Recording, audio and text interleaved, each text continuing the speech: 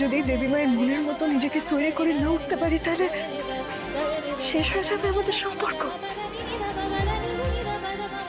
আমি যদি দেবী মায়ের মনের মতো না হয়ে উঠতে পারি, তাহলে এই বিয়েটাও মিথ্যে হয়ে যাবে, তাই না? এই বাড়িতে আপনার মনে কোথাও আমি জায়গা পাবো না, তাই না ছোট সাহেব? আমি তোমাকে অগ্নিসাক্ষী করে বিয়ে করেছি কুসুম। যে সিঁদুরকে সবাই পবিত্র মনে করে, সেই সিঁদুর আমি তোমার সিঁথিতে পরিয়েছি। তুমি এতদিন ধরে যে একতরফা সম্পর্ক পালন করেছো, সেটাকে আমি স্বীকৃতি দিয়েছি। আমাদের সম্পর্ক মিথ্যে হতে পারে না কুসুম।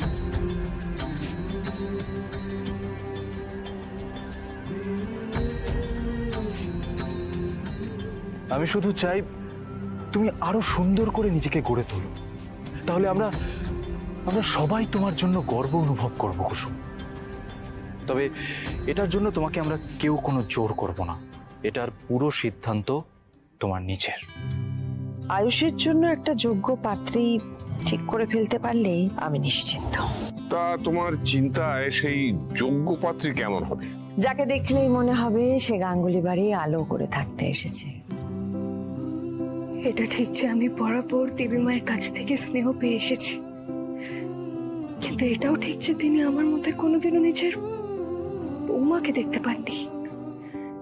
সত্যি যদি আমি নিজেকে তৈরি করতে পারি, দেবী মা কি আমার মধ্যে তার বড় বৌমাকে খুঁজে পাবে? তুমি যা চাইবে তাই হবে কুসুম। তুমি যে সিদ্ধান্তই নাও না কেন, সেটার জন্য আমাদের সম্পর্ক বদলাবে না কুসুম। আমাদের ভালোবাসা ছিল, আছে আর থাকবে।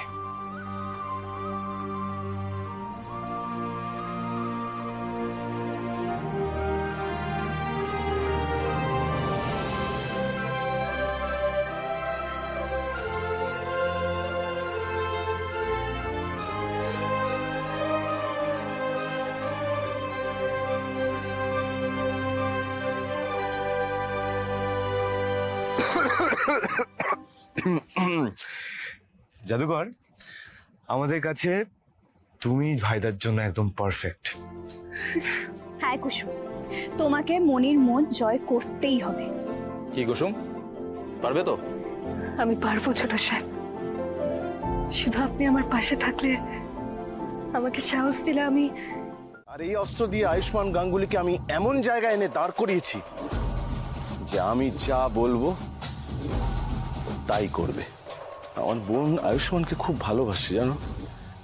যখন জানতে পারলাম আয়ুষ্মানের জীবনে অন্য কোনো মেয়ে থাকলেও থাকতে পারে, তখন আমি ওকে মেরে ফেলার প্ল্যান করেছিলাম। তোমাকে সেই দায়িত্ব দিয়েছিলাম, মনে পড়ে?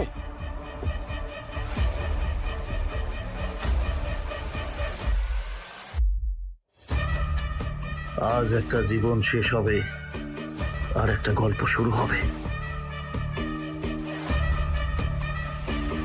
Good bye Ayushman Ganguly. কিন্তু সে যাত্রায় বেঁচে গেছিল আয়ুষ। এইবার দুর্ভাগ্য ওর, কারণ ও আমার বোনের মন ভেঙেছে। এবার হয় ও আমার সামনে মাথা নত করবে, নয়তো আমি আয়ুষ্মান গাঙ্গুলিকে নিজের হাতে খুন করব। ওয়াও, তাহলে তো আমরা দুজনে একসাথে ধ্বংস করতে পারবো না ওদেরকে। হ্যাঁ, আমরা এমন তাণ্ডব করবো না যে ওই আয়ুষ্মান গাঙ্গুলি মাটিতে মিশে যাবে।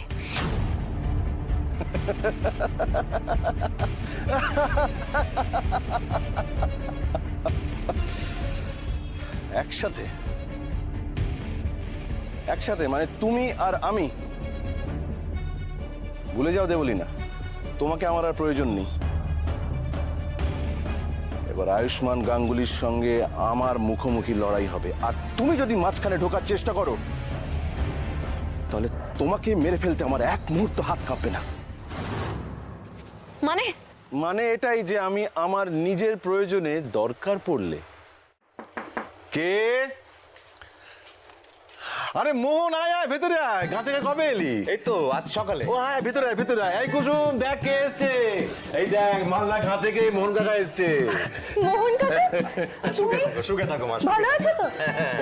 এই তো আমার এইসবে কি দরকার ছিল বলতো? এই বস বস বস, না আয় বস। কতদিন পর তোর সঙ্গে দেখা হলো। ভালো আছিস তো? সবটাই চলছে। মোহন কাকা এ নাও জল খাও।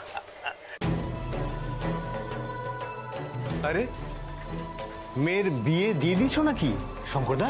হ্যাঁ রে, বিয়ে দিয়ে দিয়েছি। গ্রামে তো সবাই জানে যে তুমি কুসুমকে নিয়ে শহরে এসেছো ওর বিয়ে দেওয়ার জন্য। তা মেয়ের বিয়ে দিয়ে দিলে আর আমাদের কাউকে কিছু জানালে না? আসলে সবটা এত তাড়াহুড়ো করে হয়ে গেল না, আমি সবাইকে জানাবার সময় পাইনি। আর শ্বশুর বাড়িতে কুসুমের বধূবরণটা হয়ে যাক, তারপর আমি গ্রামে গিয়ে মহাভোজ দেবো। যাক, কুসুমের কপালে বিয়ের যোগ ছিল, বিয়ে হয়ে গেছে। তা পাত্রকে আর ওর শ্বশুর বাড়ি কোথায়? আর ওর বিয়েই যদি হয়ে গিয়ে থাকে তাহলে ও এখনো বাপের বাড়িতে রয়েছে কেন? সে অনেক কথা, তোকে আমি পরে বুঝিয়ে সবটা বলবো। এখন শুধু এটুকু জেনে রাখ, আমি যে বাড়িতে চাকরি করি সেই গাঙ্গুলি বাড়ি হচ্ছে কুসুমের শ্বশুর বাড়ি।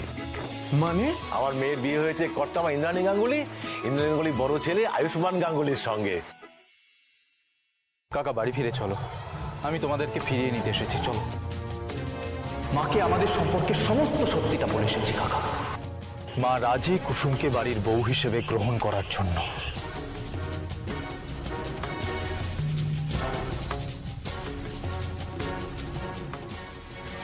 কি বলছো? আমার তো বিশ্বাসই হচ্ছে না। আসলে বিয়ের দিন বড়বাবু হঠাৎ করে শরীর খারাপ হয়ে গেল, তাই কুসুমের এখনো শ্বশুর বাড়িতে বধূ বরণটা বাকি আছে। তবে জানিস মোহন, এবার তো বড়বাবু সুস্থ হয়ে উঠেছে, এবার ওরা কুসুমকে বরণ করে ঘরে তুলবে, বুঝলি? একটা কথা ঠিক বুঝলাম না শঙ্করদা। কি?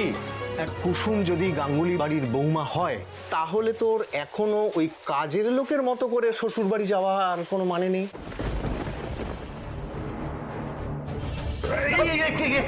কি করছিস কুসুম? ফেলে দিন, নোটা করলি? ভুল হয়ে গেছে, তুমি খাও, আমি মেজে মুছে দিচ্ছি। হ্যাঁ ঠিক আছে ঠিক আছে, বস বস মন, বস বস বস, চাটা খা। বধূবরণ না হলেও সবাই তো জানে যে কুসুম ওই বাড়ির বৌমা। তাহলে কেন কুসুম এখনো ওই কাজের লোকের মতো করে শ্বশুর বাড়ি যাচ্ছে? এর তো কোনো মানে নেই। তা তোমার মনে এই প্রশ্নটা আসেনি কখনো?